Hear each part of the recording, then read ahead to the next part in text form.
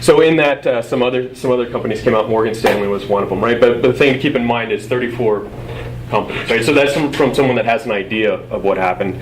Let's hear from someone that actually is in the know of what happened. So who you're about to hear from is an individual by the name of Peter Zacto. He's better known as Mudge. Are you guys familiar with him? So Mudge is one of the pioneers of our industry. He was one of the old loft crew that eventually turned to At Stake. He was out of Boston. In this presentation, and up until recently, he was one of the heads of DARPA. I'm sure everyone here knows what DARPA is, right? Yeah, I guess better. And now he recently went over to Google, because Google hires everybody. So let's hear from Mudge and see what he has to say on the matter. So I threw up two examples here. One is a snippet from the Washington Post, which talks about what was referred to then as the China-Google incidents, and talked about how China and the media picked up and said, oh, 30 or 40 other companies were probably hit on it. Well, what they didn't explain was that it wasn't 30 or 40 other companies. And I don't know who it was. I'm not saying that this is just the media that I'm referring to here that's giving attribution to anybody. But it was closer to 3,000 or 4,000 companies. And the interesting part about it wasn't that it had actually been going on for well over 18 months, but was that anybody who was anybody in the Fortune 500 was a target. And these folks were quite successful. And if you did telecommunications, computers, or router equipment, there was a pretty standard MO, which was they went right for the developer systems, and they went right for the build servers. So this is awesome. I get up here and present to you guys, and I just play someone else presenting.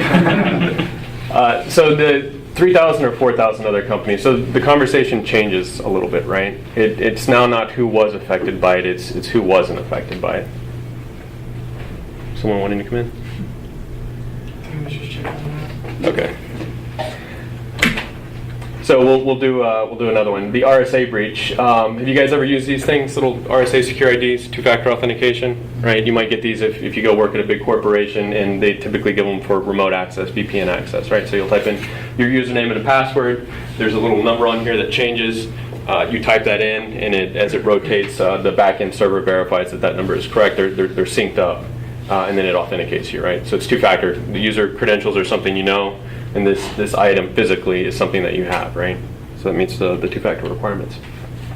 So it's pretty interesting technology. A lot of big corporations use this, and a lot of the DoD uses this, right? So that's why China was in particularly interested in this. So there was a breach targeting these devices, and what they were looking for was the seed values that determines these numbers as they rotate, right? When they looked into it and they reported it, 25,000 customers, 40,000 devices were affected. It was a huge breach. RSA had to kind of prioritize, and preference went to the government, right? So DoD contractors, DoD itself were the priority in replacing these things, and then eventually that went to the public sector, right? Security experts speculated that dozens of other companies were affected, and essentially what happened was they pivoted into RSA, breached it, and then used the technology that they stole from this, or the information that they stole from this, and then targeted other companies. So Lockheed Martin became a target shortly after, and there were a couple of others. That's kind of interesting, and so is this. So what happened was Brian Krebs on security, if you guys don't read his blog, you guys should. He is probably one of the leading investigative reporters in security, very, very interesting stuff. He started looking at who those compromised networks were talking to, right? What is the command and control systems that they were talking to on the outside?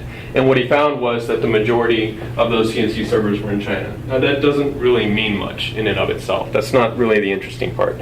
The interesting part is when he actually started looking at what other networks were talking to those same command and control servers, assuming that they are malicious, right? You see that 20% of the Fortune 100 companies were targeted. And if you look at the list, this is an abbreviated version, obviously, but I know some of the companies that I had interned with or worked for are on there. So you guys might recognize some companies that you worked for in the past too. So again, you know, what happens when these things happen is we're basically getting the technology of this country bled out, right? Whether it's Iran, whether it's China, whether it's Russia, it's a major going concern, and we're finally starting to get some awareness on it. People are finally starting to talk about it in the media. So let's look at one particular example of what happens when property is stolen, intellectual property is stolen. American Semiconductor, are you guys familiar with them? You do wind turbines. So this is a company that was started in 1987 by 4 MIT professors. And they were looking at superconductive material at first to try to introduce efficiencies in power lines. The company didn't really work out, and in 2006 they pivoted, and they pivoted into wind turbines. What they realized, though, in their business plan was that they could not compete manufacturing these wind turbines, so they needed to partner with someone.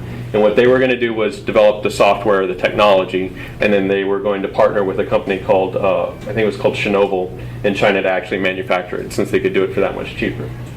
Well, what happened and what wound up happening was that company stole the intellectual property, and you can kind of see where it happens, right? So that's when the press release goes out of what happens. They lost 2/3 of their business, right? And I think now we need to, I'd have to look into it.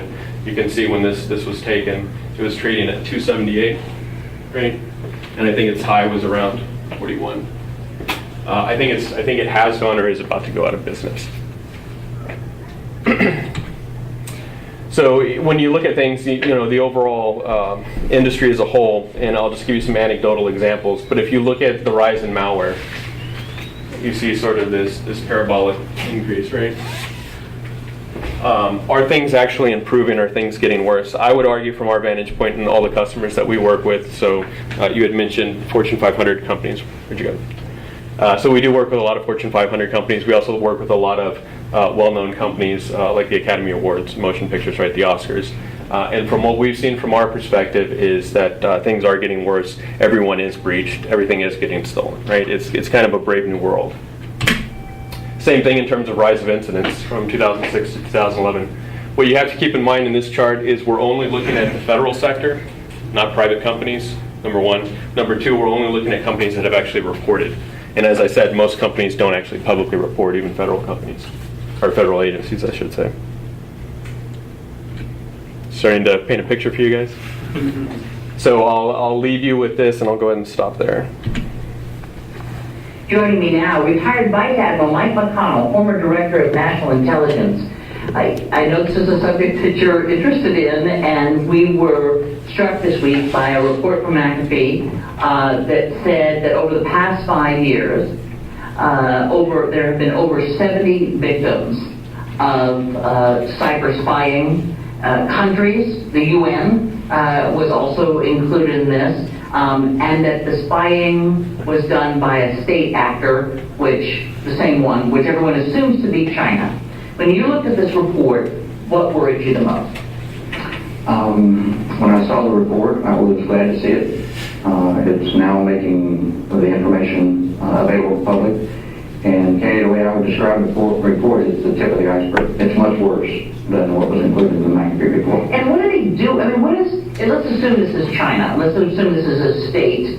What are they looking for when I'm assuming they can hack into the U.S. government at many levels. What are they looking for? All governments, sophisticated governments, run an electronic espionage effort. The G8 are the most sophisticated.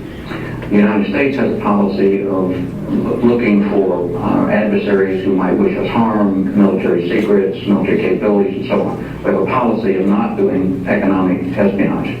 Not all those G8 countries have the same policy. In fact, they focus on economic espionage. Economic espionage would be, for instance, hacking into the Treasury Department to see what web or internet to see what's going on there. Could be Treasury, could be an oil company, it could be a Silicon Valley startup, it could be aerospace, anything that would allow the country to have their competing economic activities have an economic advantage. So we could do it to others on an economic basis. We confine it to the military, but do we have a defense? I mean, isn't there some way to kind of put, there's security walls, right? We should.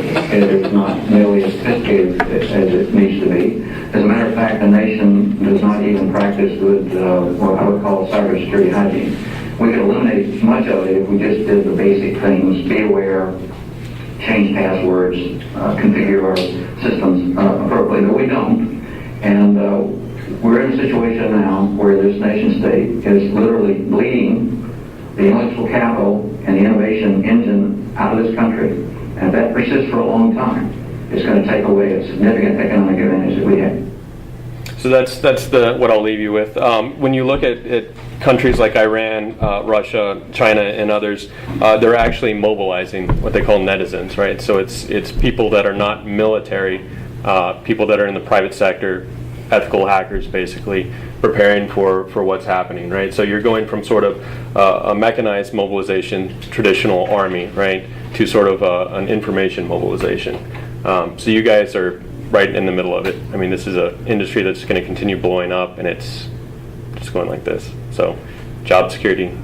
It's good. That's really it. The rest of the presentation is just about our culture, benefits of Praetorian, and I won't go into a pitch on the company for that. I'll stop here. Do you guys have any questions that you want to ask? Okay, great. See you. All right, thank you so much, Nathan. That was an excellent.